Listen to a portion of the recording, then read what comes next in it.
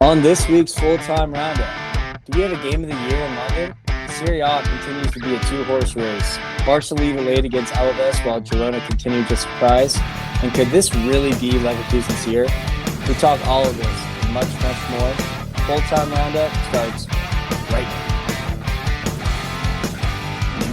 Hello, everyone. If you're listening to this right now, you are listening to the full-time roundup. It is Monday, around 5:08. Some would call it happy hour, but it is a Monday, so it's not for me or you, Matt. Yeah, but, it's 5 o'clock somewhere. It is 5 o'clock somewhere. Rest in peace, Jimmy Buffett. But Matt, how are you doing today? Danny, I'm doing okay. A little under the weather again. I feel like that's consistent for me. So you're in the big boy chair to rest my voice and save some energy. But it was a good weekend. We'll get into part of the reason why it was a good weekend, and then a nightcap on the ice last night. Rangers taking it home late. So nice little way to wrap up a Sunday as they go into a 5-day mini. Let's call it a bye week. Yep, and unlike you, it was not a horrible sports weekend for me. Got the Panthers, like we mentioned on the show, out of the way on Thursday, so I could just enjoy the rest of the weekend and not kind of just I think they should do that every week until they start winning. That would just be a good public service for everyone that's a Panthers fan. Get it out of the way on Thursday since they know they're going to lose, and then you can enjoy your rest of your weekend. I could not agree more. And that bye week a couple weeks ago was one of the best weekends I've ever had. So, but not that we're talking football. We're going to switch over to the other football. Premier League first. And we got to start with, definitely the game of the week, if not game of the year. City draw against Chelsea. Matt, I would love to hear your thoughts on this result first. Arguably the game of the year, definitely the game of the week.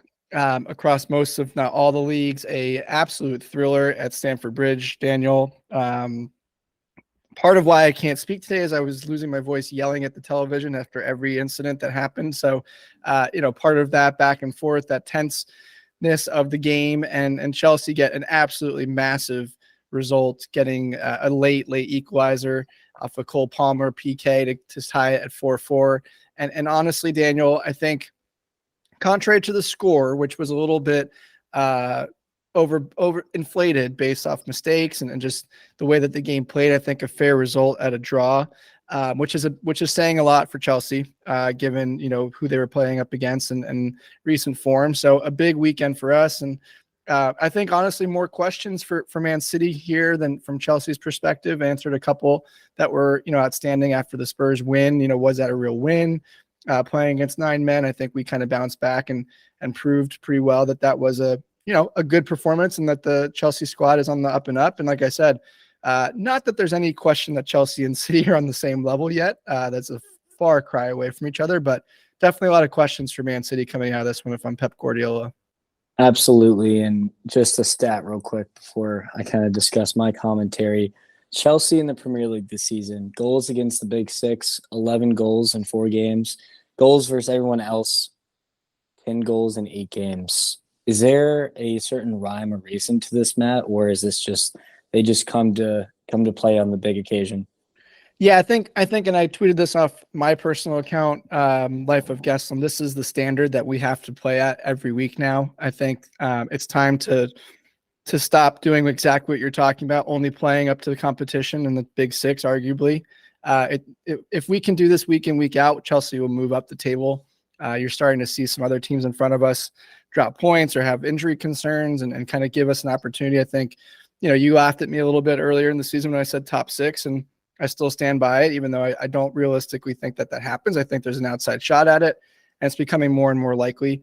But you look at it, tie against Liverpool, tie against Arsenal, beat Spurs, tie against City, so the talent is there, as we all know. It's just a matter of the consistency and whether Poach can get the youngsters, because keep in mind, 3rd youngest squad in the Premier League this year. So a lot of youngsters, and get them to play up to that level every week in, week out. And we'll see what happens. But this is a huge step. And like I said, this is the standard that Chelsea have to play at from going forward. If they can do that, we'll see what happens and be on the lookout for years to come. This is a young squad that has a lot of talent that's starting to put some pieces together. Absolutely. And when you get these fixtures that are just big, two big teams that have an incredible amount of talent, these games are usually decided by individual errors, and boy, did we see a couple this weekend. Ederson comparable in that bad rebound, if not the corner as well. Two penalties in the match as well. It was a lot of yellow cards dished out, but it was a classic Prem match, and I enjoyed every second of it. And it shows me that maybe City aren't as good as everyone's giving them credit for, and Chelsea go up and get punched in the mouth and then come back swinging, and that's what you like to see if you're a Chelsea fan, the character to come back, because you go down 1 or 2, it could get ugly for you, and it's good to see that you guys had that fight in you. Now to kind of rotate over to another Premier League match, Liverpool, they do handle business against Brentford, a 3-0 win, very comfortable for the most part. I mean, Brentford did have a couple chances here and there, but for the most part, it was a one-horse race the entire time, and not that much to kind of talk about here. I'm just kind of glad we bounced back after 2 abysmal away appearances.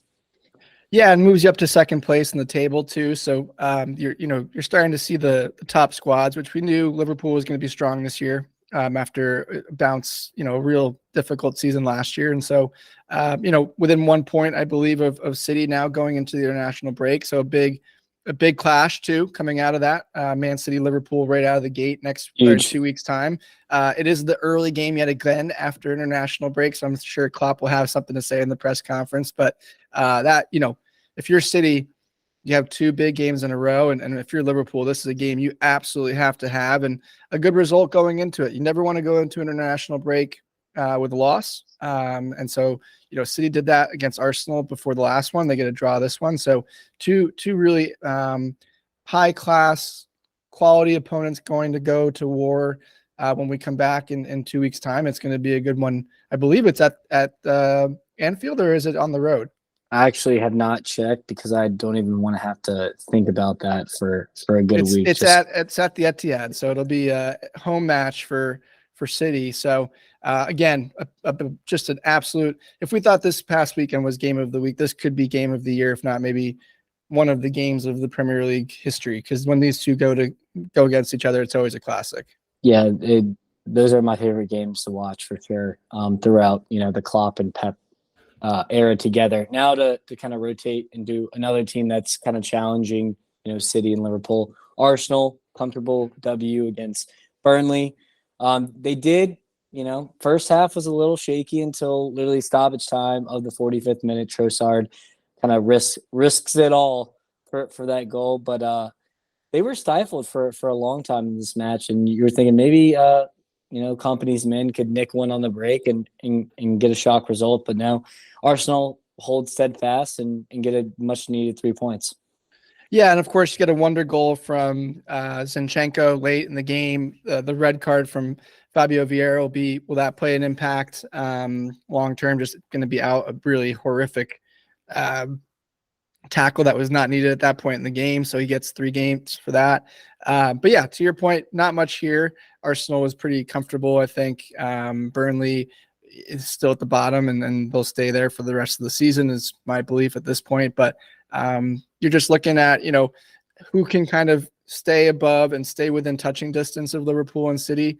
I think Arsenal, with Spurs losing yet again to Wolves, I think Arsenal is that 3rd team. And then you're going to start to see a little bit of a gap between 4th to probably 7th that, you're all fighting for that last European spot that matters. Not that Europa or Conference League don't matter, but everyone's fighting for that Champions League spot. So I think you're kind of looking at that top 3 group and then a good separation after that. Completely agree. And you mentioned Spurs, the darlings, you could say, of the Premier League so far this season, with their new manager Ange Postecoglou getting yet another Manager of the Month award. And they, those absences were felt. Van de Ven, Romero, Madison, just to name a few. And they did go up and kind of collapsed late in stoppage time. And the Molyneux, like we always say, is a tough place to play. And yet we were right with our predictions that Wolves would get a result here, and they're just separating themselves from the relegation area. As we mentioned, relegation area, Everton, Forest, Fulham are outside of the area. Everton has ran into some good form recently, but are you worried about Forest and Fulham kind of treading, say 3 to 5 points above the bottom 3 or 4? Forest, not so much. My concern for Fulham is they can't score. Yeah. And we've seen what happened to teams that can't score in this league, and eventually that catches up with you. I think there's enough talent at Fulham. I think Marco Silva can find a way to kind of get that team across the line. I think Everton are clear. I don't think there's any concern now at this point with given how bad the bottom 3/4 are. But you make a good point about Forest. I think they have just enough firepower, though. Similarly with Fulham. Now, Bournemouth got a huge result. They have a massive game as well. Talk about another game coming out of the break. They play Sheffield United right out of the gate, so a 6-pointer there that can separate them and give them some room. And then you're really looking, if Bournemouth can get a result there, you're really looking at the bottom 3 just kind of being on their own. And at that point, once that happens, it's just inevitable that they kind of fester all the way down. And this conversation of the bottom 3 kind of automatically eliminates itself or reduces itself based off that. So Sheffield has to keep Bournemouth within touching distance.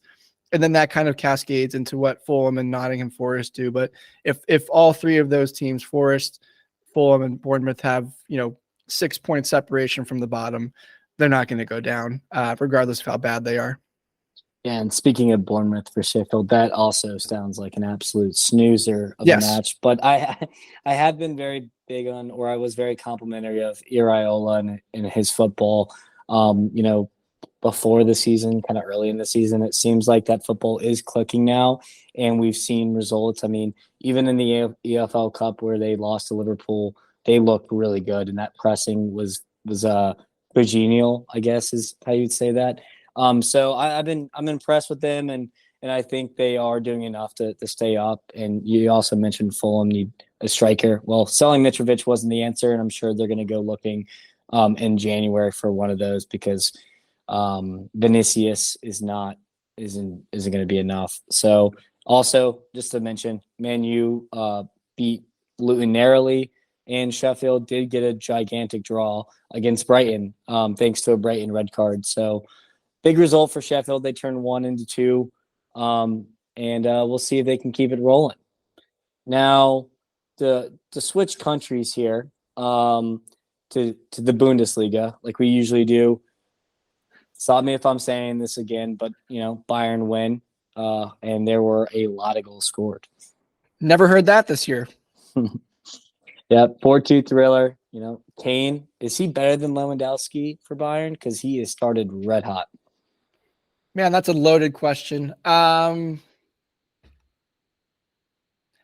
We could give it a season. But give it a season. And obviously, Harry Kane's a special striker, right? He's younger than Lewandowski is, although Lewandowski in his prime, I think they would both be very comparable to strikers. That's my question. Sorry. Yeah, when he was switching over from Dortmund to Bayern compared to this Kane, it's fair. I mean, Kane is just, like I said, an absolutely special generational player. I think you're starting to see that now. Of course, we all knew it, but when you play for Spurs, who at that time were really the 3rd, maybe 4th best team in the league, in your own domestic league, you weren't getting all that attention, even though he was starting for England and he was, making all the plays for Tottenham.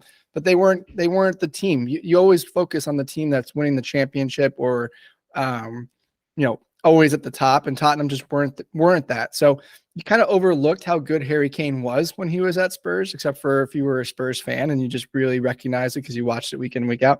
I'm going on and on because it's such a hard conversation to have, but I think I take Kane just barely because he does a little bit more. He can come back, play that 10 role, kind of distribute to those guys as well, where Lewandowski's more of a true number 9 poacher in the box. Not that he doesn't have the skill. The goal that he scored, in the Barcelona game, which we'll get to, is phenomenal. Kane probably does not have that ability off the head, although it's questionable.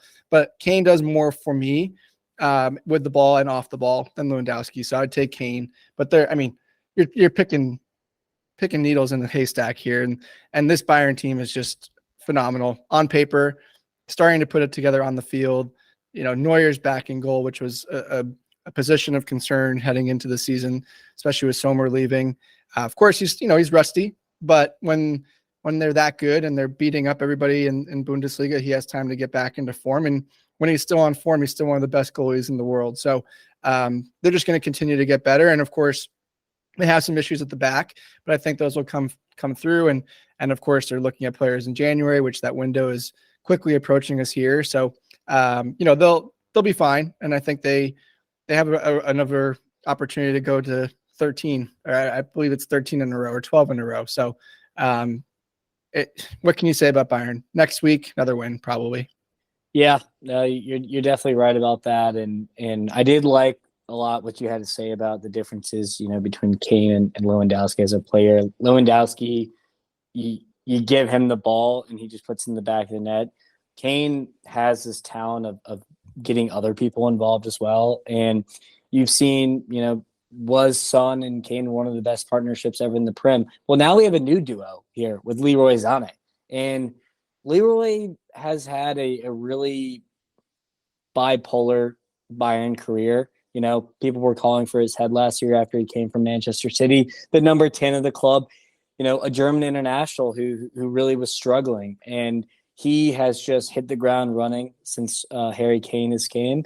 And Bayern are absolutely loving it and enjoying the fruits of that labor. So I completely agree with you on that one. And don't forget it, by the way, that they have another guy up front that runs off them as well, named what's his name? Jamal Musiala. He's not too bad of a player himself, too. Not too shabby. When you have those guys flying by you and Harry's playing more of that 10 and feeding it off to both of them and making their lives easier, then Kane or Sané and Musiala can show off what they can do. And like you said, Sané is one of the most talented, if not arguably the most talented winger in the sport right now. And it's just a matter of he can do it consistently. We've talked about that with top players like Dembele before, with other players, Rafinha, that were part of that kind of upper echelon of wingers, Riyad Mahrez in the past for Man City, and Sané was part of that side at City. And Pep saw, hey, you know what? He's not going to be giving me that consistency. And Julian Nagelsmann said it as well on the German team when he played him.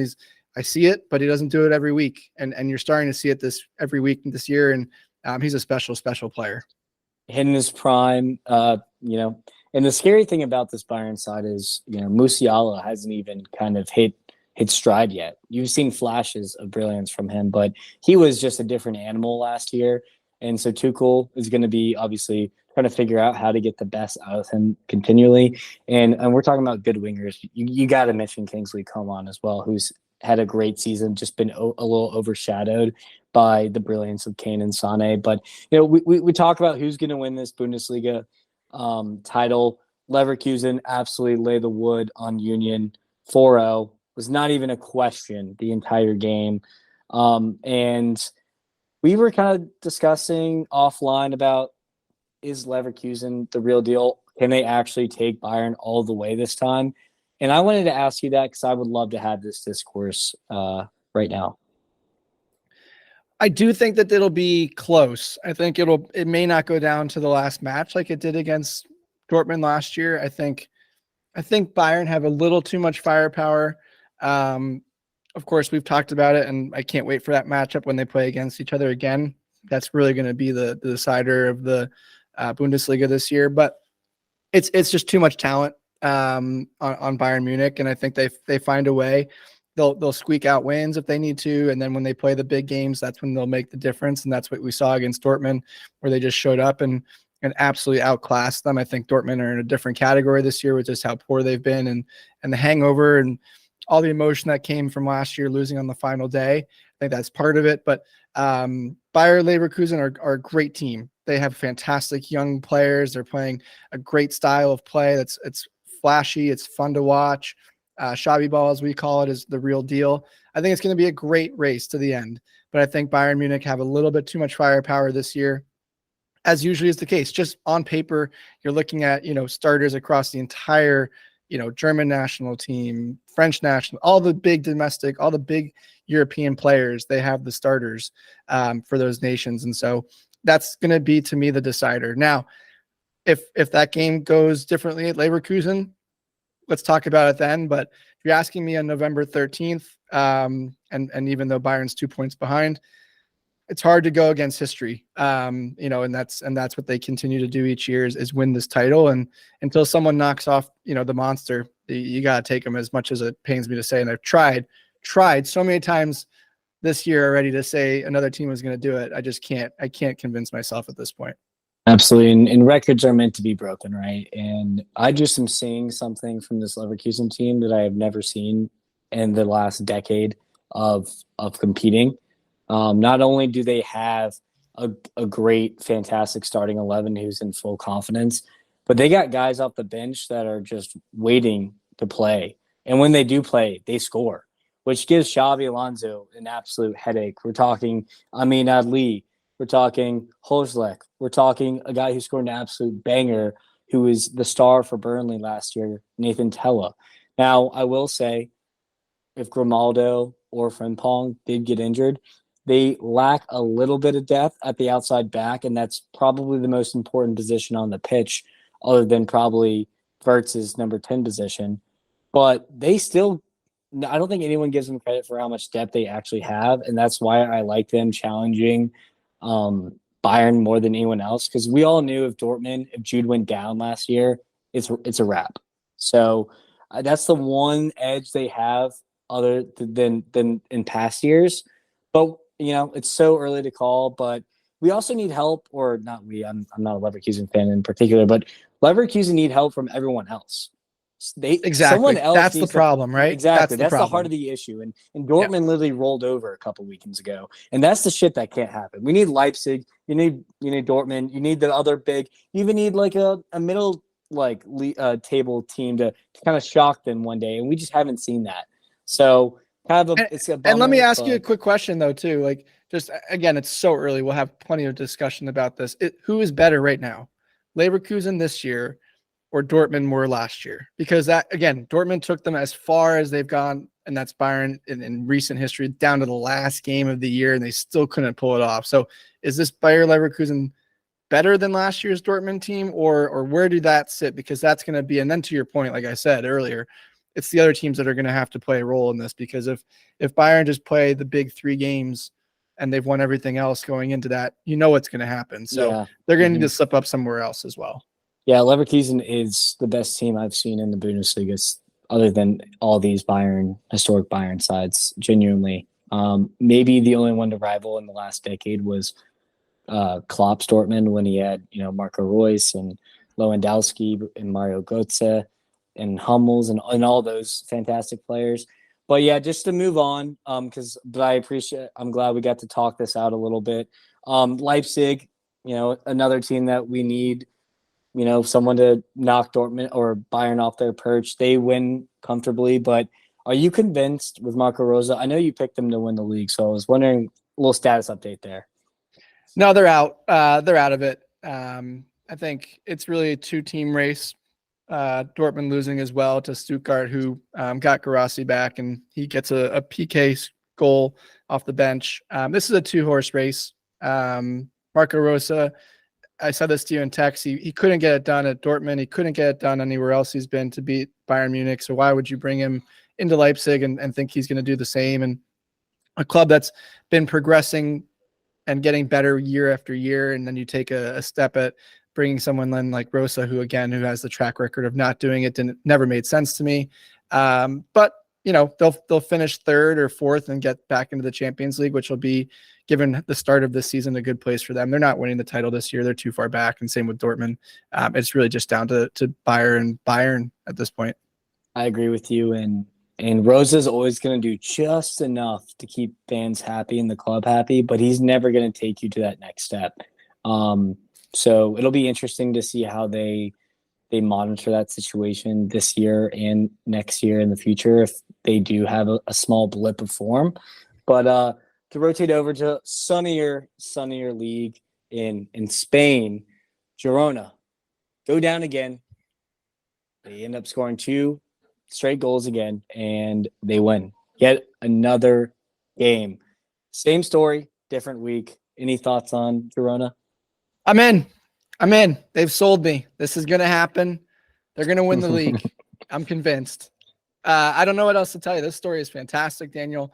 It's of course not going to end the way that we all wanted to, although it might. Look at Leicester City a couple of years ago. But great story, great way they're playing right now. I think they're 11-1-1, if I remember it correctly. Yep. I mean, what can you say? They're atop the table going into the international break in November. I don't think anyone in their right mind would have thought that would have been the case, but they got some heavyweights breathing down their neck, and they're not going down too easily yet. And speaking of heavyweights, Madrid absolutely crushed Valencia. Another huge game for Vinicius Jr. and Rodrigo, as we talked about it on the last show on the show before. We need these two players to step up if Real Madrid are going to be legitimate in the league. Vinny with 2 goals, Rodrigo with an absolute masterclass performance of 2 goals, 2 assists. Jude Bellingham wasn't even on the pitch. You had Diaz sub in for him, and he stepped up in a big way, and they put 5 past Valencia. Any thoughts on this? I mean, it's Valencia too. Let's keep that in mind. Bottom half team in La Liga right now. I think they sit 11th. Yeah, I mean, what can you say? I mean, you're asking for 2 of your stars to step up, and boy, have they delivered. You know, Rodrigo, 2 goals, 2 assists. What can you? I mean, the kid. We forget both of these kids are still kids. I mean, Rodrigo is only 22 years old. Vinny's same age, if not younger. You know, they're just playing out of their minds right now, and Ancelotti's got them humming. And boy, does he need it. He's found a way, as he always does. And you know, Danny Carvajal throws in a goal as well to just kind of bring his total up, you know, more this season coming out of the left wing back position. So, yeah, I mean, you kind of figure they were gonna dominate Valencia, and they did. And it's just good to see both Vinny and Rodrigo putting behind and aside all the issues off the field, or you know, issues with the manager of how to play him or whatever, and really just delivering on the field and putting the ball in the back of the net, which is what, you know, Madristas want, and that's what they're delivering. So, speaking of Madristas wanting stuff, there's another big team here that are not so happy with their team and their manager right now. Barca kind of slide by Alaves. They go down early. I mean, this kid, 19 years old, who scored for Alaves, could have had a hat trick in the first half. Things were looking very shaky. And then Lewandowski, for one of the first times this season, really put the team on his back and got 2 much-needed goals.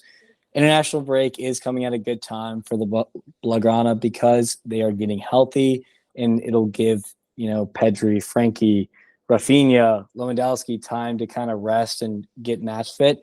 But do you have any thoughts about this before I ask you another big question? I'm kind of hitting you with these big questions today. I know. Forgive me. Yeah, appreciate that. Under the weather, asking just haymakers here. Is there something to worry about? Yes, they're third. They're dropping points week in, week out. They start slow.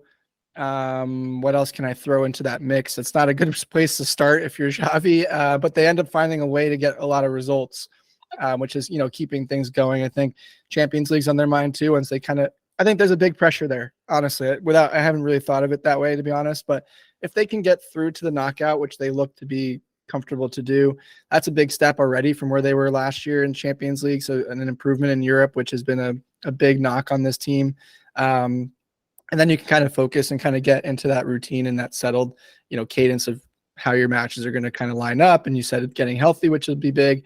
And I think also you're just looking at an interesting transition, right, from the older generation to the youngsters, and really kind of getting those youngsters comfortable. They're not just playing youngsters in 1 or 2 positions like Madrid. They're playing youngsters basically at every position minus Lewandowski. So, you know, there's a different kind of learning curve for some of these kids, even though you look at a player like Xavi and Pedri who have played 100+ games, but they're still 20 and 21 years old. So, you know, you're looking at kind of development and growth. But yeah, I think they'll be okay. I don't think it'll be a tough task to win the league this year. I will say that, but I think they secure top 4, maybe top 2, given, you know, whatever happens with Atleti. But yeah, I don't think they're lifting the trophy this year. And I could be proven wrong, but we'll see. Yeah, they still do have the Copa del Rey they can challenge, and obviously it's not over yet because Girona's staying at top, but they're not too. Barca's not too far behind them in Madrid. But I did have a quick question that we could just briefly address here. Do you think Xavi's a top 5 manager? Like I said, haymakers left and right. And this was not on the rundown, by the way, folks. He just threw this one at me. So, you know what? Top 5 manager, like top 5 across all of Europe. Yep. I'm going to say no. I'm going to agree with you here. I think not that he's a bad manager, but top 5 manager, there's a lot of really good managers out there that, kind of are at a different level right now. But he won La Liga last year, and now I don't know. He's probably in that next echelon for me, but he was such a big name at Barcelona. It was the right call, the right move at the time to get him in with all the turmoil they had. And he was having success, of course, in Saudi League as well. I don't know. I don't know if he's a top 5 manager right now. I think he's got potential, but he's not there at the moment. Yeah, and he's still young and still learning. And when they hired Xavi from the Qatar League, no, you're good. They needed a culture. They needed culture, and they were going through a very rough time as figureheads were leaving left and right, like Leo Messi, and he established the Barcelona way, and brought up the La Masia and made youngsters. So he's done a lot of good things, and I think fans are too easy just kind of hating on him right now. But I do also think that he's not a top 5 manager. And if you're one of the biggest, if not the biggest club in the world, you need to have a top 5 manager, if not the best manager in the world. So that's definitely going to be an interesting thing to keep a lookout for the next couple of years. Is he going to be the long-term Barca manager? But I did just want to hit you with that haymaker real quick. Now, just to quickly go over, the rest of Spain. Atletico Madrid leave it late against Villarreal. A nice 3-1 win here. Griezmann, 32 years old, 8 goals, 1 assist. How much longer do you think his beautiful career at Atletico is going to continue for?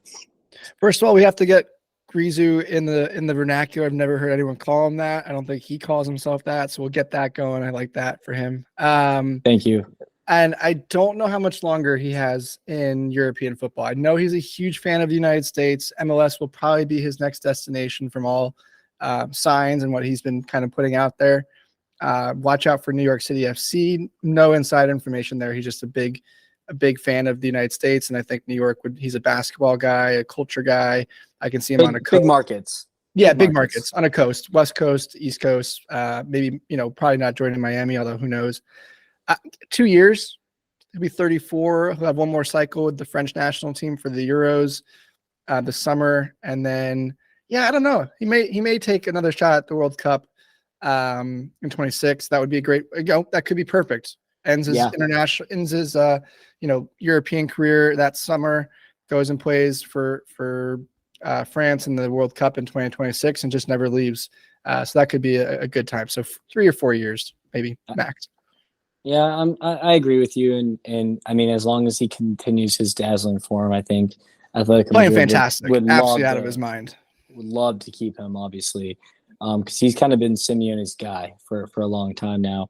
Now, just to quickly hit on the rest of Spain. So Athletic Club win in an absolute thriller on Friday. It was a great match against Celta Vigo. Not what I expected from the match. There was like 3 or 4 lead changes, a missed penalty, and then a last-second penalty to give Athletic Club the win here. They're 4 points behind Madrid, and then Real Sociedad win, and they're a couple. They're 6 points back off the 4th, which is really tough because they've been absolutely fantastic. And then your darlings, Real Betis, with a draw that put them in 7th. Not much to say here, but I did want to just hit on the rest of the world, since we did get into a little bit longer discourse about the top 3. Now, hey, take Girona out of it, and our 4th place position would have been a great battle for this one. But Girona has kind of made that a little bit non-discussion at this point. And we've talked about their method of winning right now is not sustainable. So we'll see if a blip comes, then that could really hurt them, and they're just kind of going off such like abundance of confidence. So we'll see if that continues. I mean, the coach has done a fantastic job, and we should do a deep dive on him soon. But going to Serie A, Inter, churn out wins, keep it going. The well-oiled machine. They beat Frosinone 2-0. DeMarco with an absolute peach of a goal from like almost halfway. Definitely didn't mean to do it, but hey, when it comes off like that, who gives a shit, honestly? Yeah, you don't say much. You just tip your cap, and go to the center line. But that was not intentional. If he tells you otherwise, he is lying. But a good result. I mean, Inter just continues to win, like you said, and they're top of the table, 2 points clear of Juventus, and Juventus starting to separate themselves from AC Milan, who cannot continue to win, and they got the big result against PSG in the Champions League, but struggle in domestic form. So this is, as we said at the top, a two-horse race, but not the two teams that I thought was going to be the case, Daniel. And I think it's starting to look like it really is going to be a two-horse race. You're looking at Rafael Leao got injured as well. Christian Pulisic, who was hurt in the midweek. So, some key players out from Milan already. And Pioli's been struggling. How long is he going to be there? And then Juventus have really looked good under Allegri this year, regardless of what you think of Allegri ball. They've been one of the perennial title contenders year in, year out for the last, decade in Serie A. So they're starting to find some form. And so I think it's going to be, and again, this is the beauty of the sport of a long season.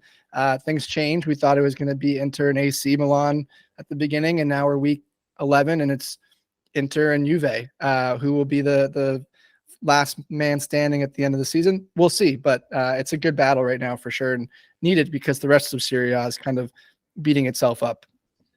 I agree more, and you mentioned beating yourself up. Napoli are still probably hungover from the delight of last season winning for the first time in around 30 years. They not only lost at home, but they lost against the worst team in Serie A, a good friend of Rudy Garcia's, Empoli. Could not believe they lost. Watched the second half of this match. The keeper for Empoli completely kept them in it, and then they just kind of grabbed one late from an absolute banger. And there's already rumors about Garcia's days are numbered. I think by the time we record next podcast, he will be gone. This is the best time to do this with an international break, get the troops in order, let the new manager come in, kind of, express his beliefs and how they want to play, and it gives them plenty of time to organize before their next match. So this is going to be really interesting to see if Napoli can get that new manager bounce and get back to winning ways. Yeah, it would be their third manager this season, of course, with the late departure of Spalletti. At the summer. So Garcia era probably over, like you said, at the time of recording. He's still there, but it's a strange time. They're fighting for fourth place with Atalanta, Fiorentina, Roma get a draw. We did call a 0-0, like we said, and that happened in that match against Lazio. So all those teams are inching closer to that fourth spot with Napoli, and that's going to be a battle. And don't count AC Milan out of that race right now, too, the way they've been playing. I think they're still fine. And they still finish in that, third position long term. But you have to look at it for what it is right now. And that fourth playoff spot for Champions League is anyone's game between those 4-5 teams, I would say. Did you have a good nap during Roma and Lazio? Oh, man, it was so good. It was so good. I don't even think I missed anything. I woke up and it was 3 shots on goal total. So, no, I definitely didn't miss anything in that game. An absolute Mourinho masterclass in the heart of Rome. Now, pivot to rest of the world, as we usually do. First, I wanted to talk about Mbappe's masterclass at PSG. You were asking me last week, hey, is this the year, or is this the week that they kind of move up to first? And I told you no. But I was kind of worried about it, and it was a half-hearted no. But you were right. They did. They absolutely killed Reims. And after 12 games, they are finally numero uno in Ligue 1. Well, numero uno is not how we would say it, but that's okay. Mixing languages, but that's okay. We knew it was going to happen. Nice could not keep up with the pressure that PSG were going to put on them for the entire season. It was only a matter of time. And Mbappe getting the hat trick, just seals it. And of course, everything that's going on with Luis Enrique after the match, as far as Mbappe's play and what he could do for the team, is a different story altogether. But on the pitch, gets the hat trick. And What So happened? basically, Luis Enrique was saying that he's not that impressed with Mbappe's 3 goals and could do more for the squad, which I agree with. It could be more defensive. He could come back and support a different time for a different episode. Yeah. But I think he's still the best striker one of the best strikers in the world right now. And of course, you're playing in the Farmers League a little bit, but still got to applaud the guy. And another round of applause is due for Lyon, who get their first win. Daniel, I know we applauded Sheffield for them, so we'll give a little round of applause for Lyon here. They're still at the bottom, but they're climbing their way out. And I know you're very high on not seeing Lyon, a squad of their size, go down. So it was good to see them get a result. Yeah, and the fact that they barely even got a result. I mean, the run went down, red card very early in the match, I think within 20 minutes, and it took all the way to the 70th minute to get that. And Rennes didn't even play like they were down a man for a majority of this match. So, I mean, Lyon better figure it out soon. But hey, a win's a win. Winning might cure all, and they could put a couple together, then I definitely don't think they get relegated. But still concerning times. Now we switch over to the Portuguese league. Benfica with a gigantic.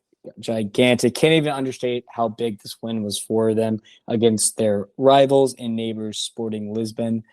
Lisbon score early, and Benfica bounced back with 2 extra time goals, and now they are level on points with Lisbon, and they are slightly above with goal differential after being abysmal in the Champions League campaign so far. Boy, did Roger Schmidt need this. Any commentary on this one? Abysmal was the word I was thinking before you even said it about Champions League. And so to see them atop the table is so contrary to what you've seen in Champions League, the way they've played, and a big result. And, we've talked about this league very much in the past. It's Sporting, Benfica, and Porto, your top 3 teams, and you're fighting it out for the Champions League. And now, even though they play so poorly in the Champions League this year, Benfica will be back next year, just given the way they're playing. And it was a big result. It's a big Lisbon derby. No love lost between those 2 sides for sure. Nope, absolutely. And just to hit on another league, the Dutch league, PSV are now 7 points ahead of everyone. That league looks done and dusted, but I mean, they play some pretty football, no doubt. And Ajax, can they get top 8? They threw away 3 points this weekend at the last second, but they are climbing their way out. They're out of the relegation zone, like we said, and we knew this was going to happen eventually. But they are definitely not the team they usually are. No, I mean, you can't. They're not going to change overnight, too. They lucky to. Well, I wouldn't say lucky. They had the lead. They squandered it late, so they get a point out of that. Of chances too. They did, but you'd hope to see them kind of get better. They of course have a game that's been abandoned or postponed that they have to finish up at some point too. So there's potentially 3 more points for them. So I mean, from where they were, how dire it was, how much I thought it was automatic they were going down. They've ridden the ship a little bit. It's going to take them time to get back up. I think they said 12th or something like that in the table now. Yeah. So they'll probably still finish in the top 6, but it was pretty dire there for a minute. And but it's Amsterdam. There's no way that this club was going to have such a debacle, a shit show, that it was going to cost them everything. So I'm not surprised. Yeah, and the Johan Cruyff Arena, there's no way in this era that they're going to go down. There's just no way. And to kind of go to kind of where we're at right now, MLS, they are in playoffs right now. And the results that we haven't touched on since we last recorded, Columbus eliminate Atlanta with another 4-2 game, just flip-flop the teams. So they kind of bump our neighbors out here, and love that. As well as Houston advances on PKs against a very tight 3-game series with RSL. Columbus is going to face Orlando in the semis, and Houston is going to face Sporting Kansas City. We can kind of hit on our next show how we think these matchups are going to shake out, but I at least wanted to mention them before we moved on. So that is our kind of recap of this weekend. On the other side of the break, we are going to talk XI of the week, player of the week, young player of the week, and then quickly recap my best bets from this weekend. Just as a reminder, please like, subscribe, download, re-download, and rate our podcast. So, like I said, we can spread the brand. And follow us on Twitter at Fulltime Roundup. You can follow my lovely host, Matt, at Life of Gesslin, and me at CLTFC, or Liverpool, CLTFC. We will be right back. Welcome back, everyone. If you are still listening, we are about to discuss our XI of the week. Matthew, can you take us from the goalkeeper in the defense? I sure can. Of course, just to recap, we do a 3-4-3. Most of our picks are around players that had stats in the matchup, but also sometimes some players that just are just balling out there, and we have to recognize those. They are picked together. So Daniel and I jointly picked these 11. Please interact with us on X at Fulltime Roundup to let us know if we missed anyone. Of course, we're trying to watch as much of the games as we can, but there's just so many players out there, so many guys doing and balling out, and so we would love to hear from you. But I digress. And to take us in the back, Philip Kahn from Monaco, who had 5 saves. He had a late PK save as well that saved the game for Monaco, and then of course gets that clean sheet. So he's the goalkeeper. Got to take that, especially Daniel loves a PK save, and when you get one late, you got to give his flowers. In the back, we'll go with Victor Lindelof with the game winner for Manchester United. A bouncy, kind of choppy goal, but hey, gets the job done. 1 goal, game winner. Add him to the back line. Additionally, Mikolenko from Everton had a great game. Form has been fantastic of late. He gets a goal as well in that matchup, a big result for Everton. And then Kosu Nunu, I probably am butchering that, but Kosunu. I just spelled it really badly. Yeah, thank you for that. From Bayer Leverkusen gets a goal in their game as well. So again, in this instance, we had 3 defenders in the back who had goals. Not always the case, but this was a fun week for the defenders to fly up there and add their contributions to the games this weekend. And now for the midfielder, someone who's not, as Matt would say, new, is James Ward-Prowse. 2 assists, both on free kicks. Tweeted out from the account, and we could definitely have this conversation at a different time. Is he the best dead ball specialist we've had since David Beckham? Other than obviously Messi, because Messi's Messi. But man, can he strike a dead ball at any top part of the pitch, and it could be a goal or an assist. Second, player who I haven't mentioned, or we haven't mentioned yet, really, but he has been on the radars of lots of big clubs. Zubimendi, the defensive mid for Real Sociedad, Barca, Madrid, all the top 6 Premier League clubs, as well as Bayern and them are all mentioning him. So he had a goal, and he has just been in tremendous form. The other midfielder, Mario Lemina for Wolves, 1 goal, went 7 for 9 in ground duels and 3 out of 3 with tackles. Just an absolute midfield destroyer. Gave Spurs a hell of a time. And then we have a name that you've seen quite a bit, Xavi Simons, 1 goal, 1 assist, the absolute fulcrum of that Leipzig side. And without him, where would they be? Attackers, we already mentioned it with Mbappe, a hat trick.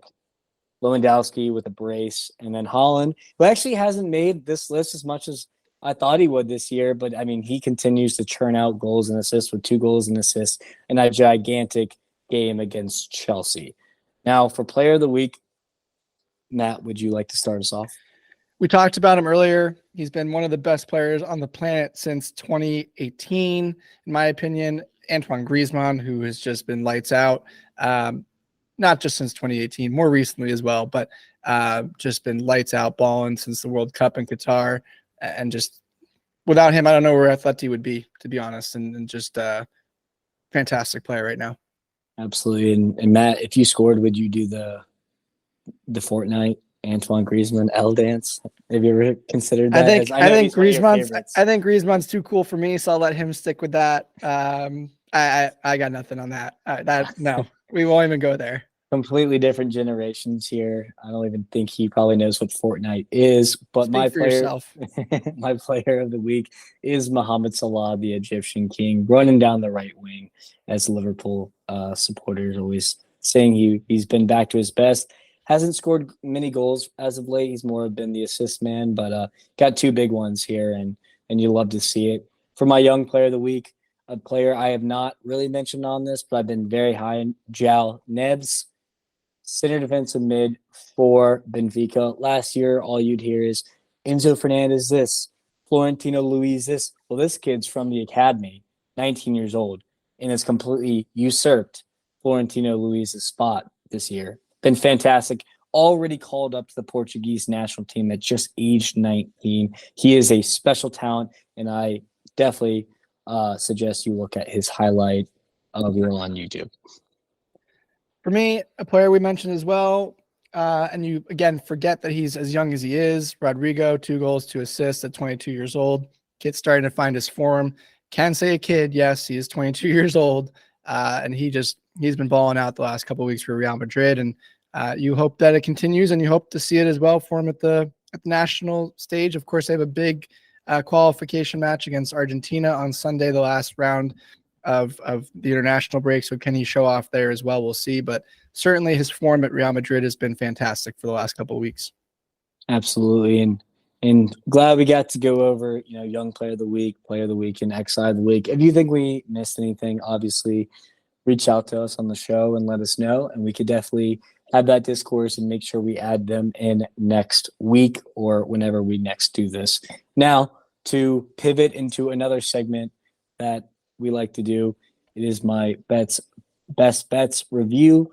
So just a recap, not a great weekend for me. We did go down 3 units, basically thanks to Manchester City. So the parlay, Juve, Manchester You're welcome. City, Barca, and Matt said Chelsea was going to lose. So obviously I should have just auto and done the complete opposite.